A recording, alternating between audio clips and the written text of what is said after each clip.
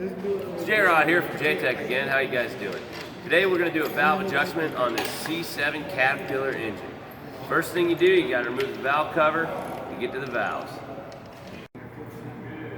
Okay, so now that we got our valve cover off, what you want to do is get piston number 1 up to top dead center.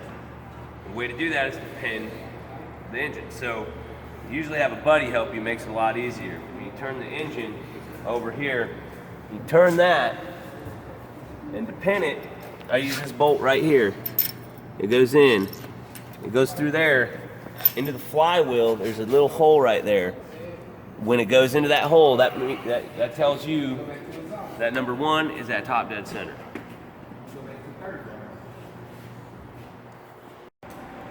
Okay, now I'm going to explain exactly what these individual parts do so that you get a better understanding of what exactly we're doing here.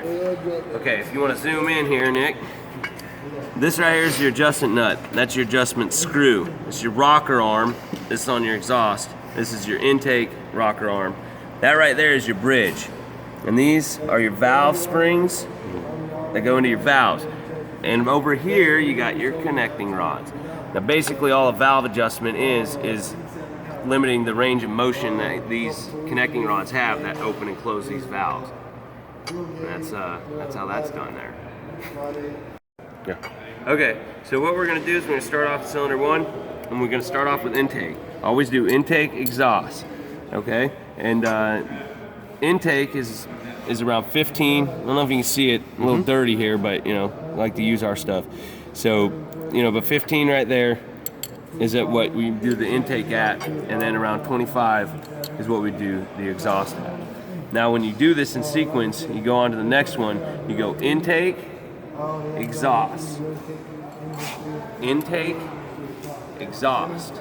Then when you get to the 6, you do a 360-degree turn on the motor, engine, sorry, and then you come back here and then you do intake, exhaust on cylinder 6, and then you just repeat the pattern backwards on this one. So you go intake, exhaust, intake, exhaust, put your cover back on, get it back out on the road, and you're good to go. So let's get this first one going here.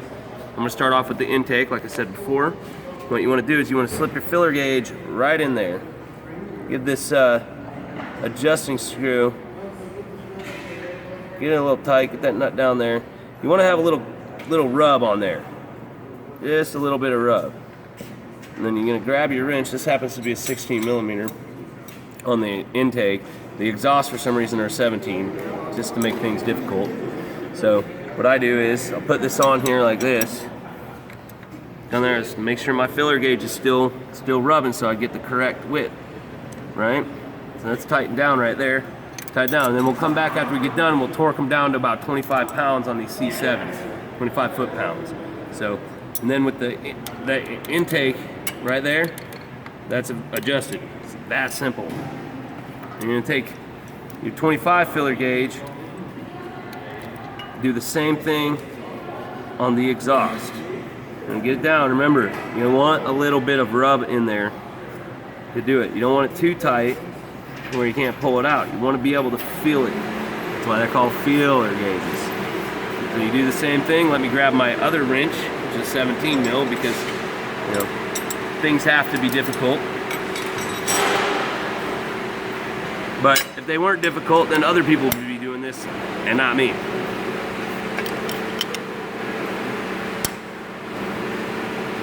Make sure that filler gauge is still good. Still got rub on there. Then you move on to intake, cylinder 2. Loosen that up. Do the same thing as we did on cylinder 1. Making sure that it's got a little bit of rub to it. Thing loosened down. Throw your wrench on there. Oh, just gonna have to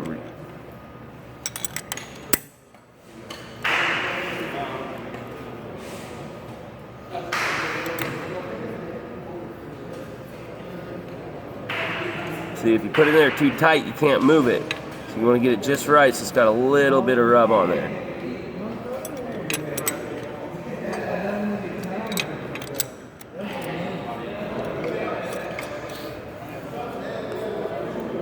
Still got it. We move on to cylinder 3, exhaust. A little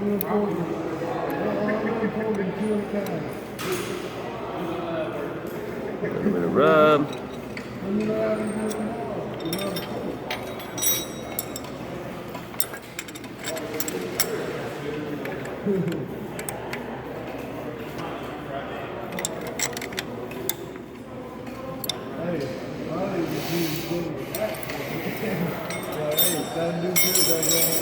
Then we're going to go to intake on 4.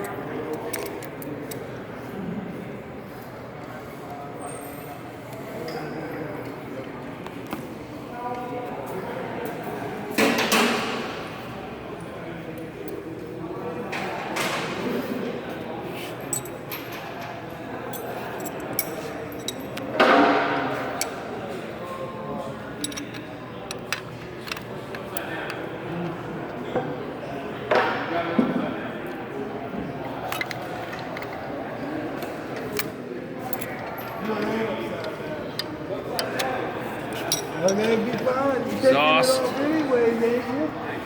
on 5.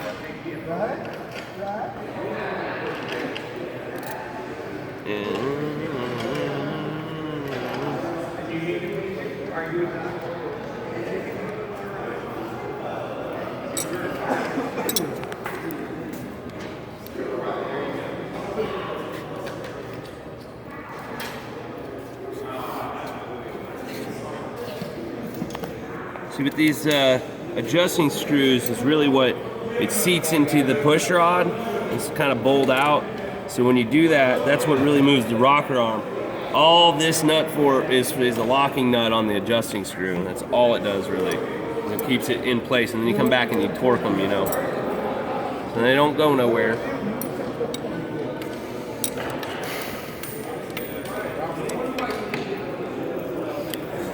Okay, so now that we got to cylinder 6, what we're going to do is we're going to come and unpin it.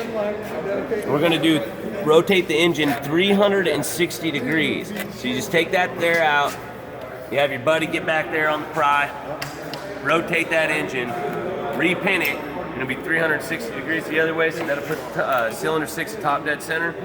And then you go back, intake, exhaust, intake, exhaust, intake, exhaust. And that's how you do a valve adjustment. Alright, well that's how you do a valve train adjustment. Appreciate you watching, and remember, safety's no accident.